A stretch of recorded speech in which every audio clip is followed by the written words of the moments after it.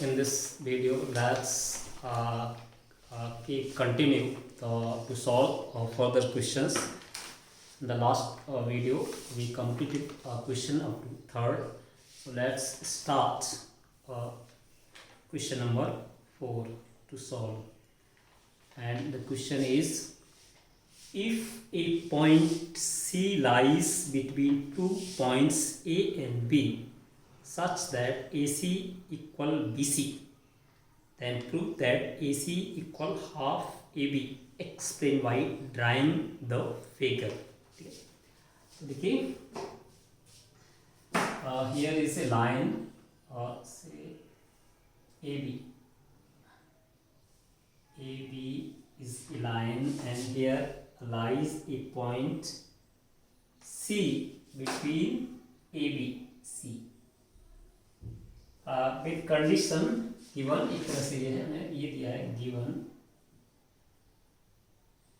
AC equal BC, AC equal BC. तो simple है कि ये एक तरह से indirectly you are told that C is a midpoint. अब प्रूव क्या करना है? टू प्रूव इसमें prove AC equal half of AB, है ना, ये हमें प्रूव करना है. तो सिंपली देखिए यहाँ से सॉल्व करते हैं. सॉल्यूशन AC इक्वल है BC. ओके, ये हमें दिया है, गिवन है ना.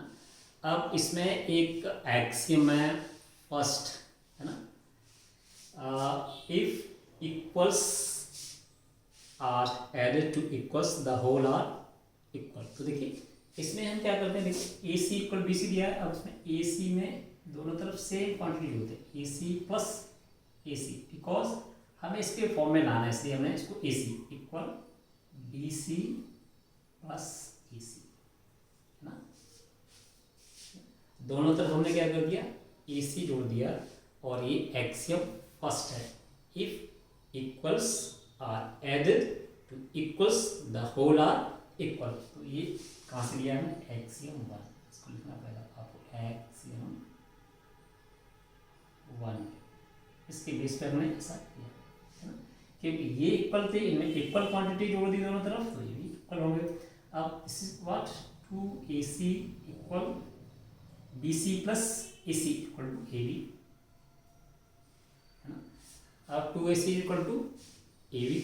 अब इसमें हम इसको किसी एक की क्वांटिटी यानी इसको हाफ करेंगे. इसको एक्सियम 7 में हमसे कहा गया है, जो हमें कहती है कि things which are halves of the same things are equal to one another. यानी इसमें हम हाफ कर ले रहे हैं, यानी मेकिंग हाफ, ठीक है ना. That implies 2AC upon 2 equal AB upon 2. ये हमने एक्सियम 7 के बेसिस पर हम ये कर पाए हैं. एक्सियम 7, है ना. एक्सियम 7 क्या कहती है? Things which are halves of the same things are equal to one another. यानी इसके आधे भी आपस में बराबर होंगे. 2 से 2 ये कैंसिल होगा, आपका यहाँ से आ जाएगा AC equal half of AB. So this is the proof, hence proved, ठीक है ना. तो ऐसे क्वेश्चंस में हम एक्सियम या पोस्टुलेट्स की मदद लेकर के उसको रीजन भी हमें दिखाएंगे, तब जाकर के हमें सही उसका. इसी तरह से ये क्वेश्चन नंबर 5, उसको देखिए करते हैं क्या है इसमें. In question number 4, point C is called a midpoint of line segment AB. Prove that every line segment has one and only one midpoint. Okay, है ना. तो देखिए ये C पर क्वेश्चन 4 पर ही बेस्ड है, लेकिन थोड़ा सा इसमें उन्होंने क्या किया है, इन्होंने ये मान लिया है कि ये कोई लाइन है AB, है ना. वो ये कह रहे हैं कि किसी भी लाइन का केवल और केवल एक ही मिड पॉइंट हो सकता है. तो हम इसको कॉन्ट्राडिक्शन इसमें एक मेथड अप्लाई करेंगे।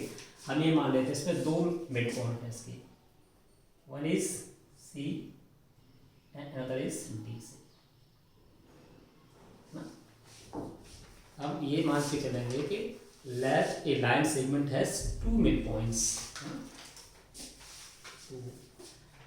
let line segment AB has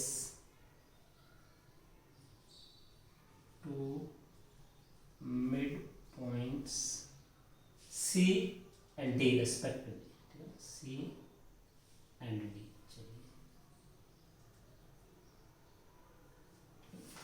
सी और दो हमने ये मिड पॉइंट्स मान लिए। अब देखिए अगर सी इसका मिड पॉइंट है, when C is mid point, when C mid point है, तो अभी हमें क्वेश्चन नंबर 4 को पूरा न करके क्वेश्चन नंबर 4 के हिसाब से हम ये प्रूव कर सकते हैं A C is equal to half A B. ये कोई क्वेश्चन नंबर 4 में भी हमारा सी मिड पॉइंट था, तो इसमें A C equal to half of A B, ये हमने प्रूव कर चुके हैं। अब मैं इसमें क्वेश्चन नंबर 4 की भी मदद ले रहा हूँ। अगर ये अलग से क्वेश्चन आता है तो आप उसको फिर यहाँ से भी उठा लेंगे। प्रूव्ड इन क्वेश्चन नंबर 4, मैं यहाँ पर लिख रहा हूँ प्रूव्ड इन क्वेश्चन नंबर 4, ठीक है ना।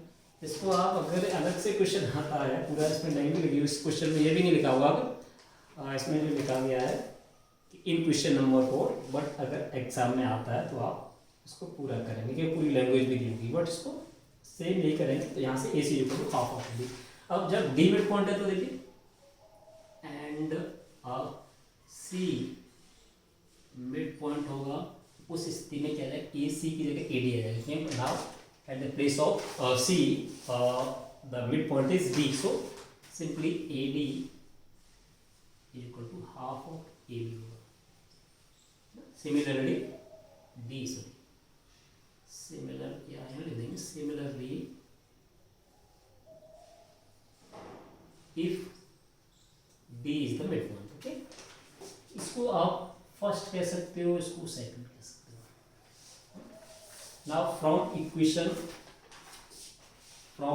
1 and 2 what we observe that the right sides are equal from equation first and second, because of this side, the right side is equal, so we can equate the left side too. So AC equal AD, यहाँ से हमें क्या मिल जाएगा, AC equal AD मिल जाएगा, है ना। तो यहाँ से हमें यहाँ एक रीजन भी दे देंगे, axiom first, things which are equal to the same things are equal to one another, ठीक है ना। कि हाफ ए भी इसके भी इक्वल है, हाफ ए भी इसके भी इक्वल है, इसलिए यहाँ पर एक्सियम, अभी हम रीजन लिख सकते हैं, एक्सियम आप पूरा लिख देंगे, लिखने से फिर एक्सियम बहुत ज़्यादा स्पेस रिक्वायर्ड होगा, बट एक्सियम 1 जिसका स्टेटमेंट रहता है things which are equal to the same thing are equal to one another, यानी जो चीज़ें आपस में बराबर होती हैं, equal to the same thing, समान के बराबर होती हैं, वो एक दूसरे के भी बराबर होती हैं, ठीक है। तो यहाँ से ये आ जाएगा। अब ये इसका मतलब क्या है, that is possible only when C and D coincide with each other, ना। That explains, that means C point, C and D coincide each other, ये तभी संभव, AC इक्वल टू AD तभी संभव है कि ये जो है ना हमारा AC, देखिए AC equal AD, it is possible when ये both the points become the same, यानी ये C और D दोनों कोइंसाइड कर जाएंगे। इट मीन्स यहाँ से लैंग्वेज में ढालेंगे इसे that every line segment has one and only one midpoint. That is, every line segment has only one and only one midpoint.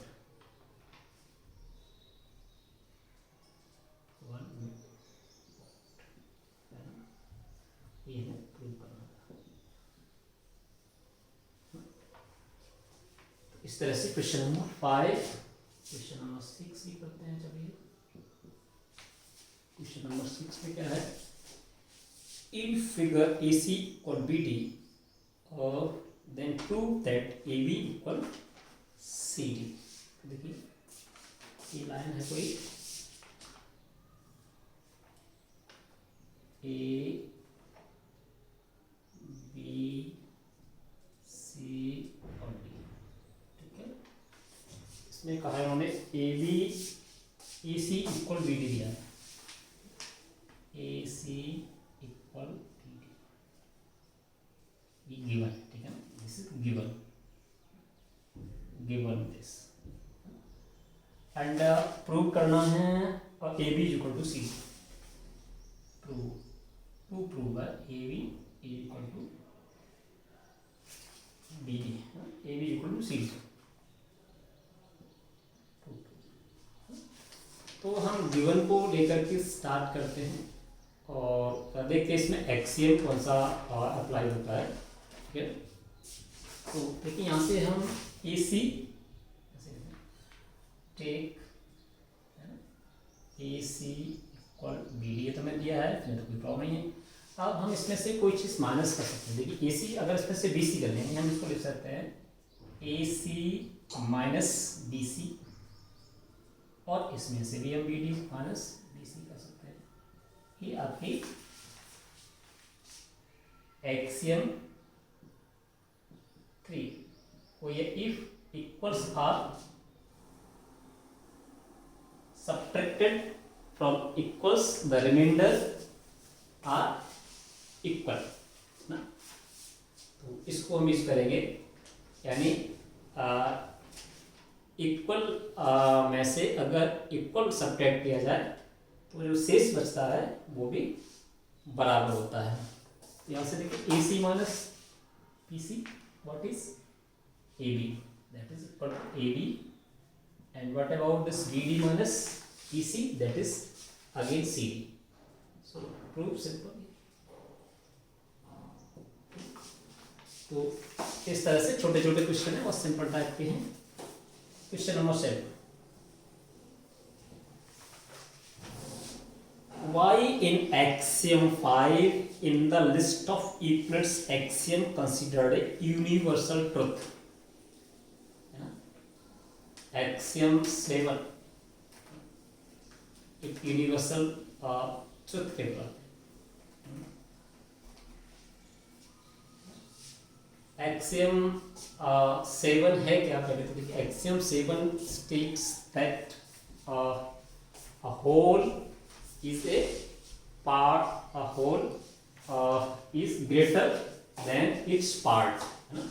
यानी जो पूरा हमेशा उसके भाग से बड़ा होता है। तो ये सिंपल सा एक स्टेटमेंट है जिसको आप किन्हीं भी चीज़ों की, नेचर में किन्हीं भी चीज़ों के लिए आप अप्लाई कर सकते हो। किसी भी मैथ्स की ब्रांच के लिए भी यूज़ कर सकते हो, और इसके लिए किसी भी प्रकार के अलग से उसको अलग से उसको सिद्ध करने के लिए किसी भी प्रमाण की शायद आवश्यकता है नहीं। As every part existed from its whole, it does not require any evidence to make proof. So it is doubtless to say that a whole is always greater than its part, independently its nature, time and place। यानी कोई भी चीज़ हो तो है ना, जैसे मैं कहूँ अगर एक टेक चॉकलेट है ना, chocolate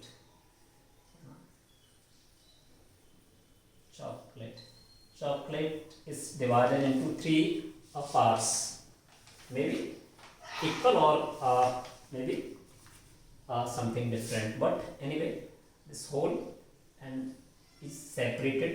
One is this, second is here this, and third one is this, a part. First part, this is the second part, this is the third part, and this is the whole. तो simple सी बात है, ये जो this whole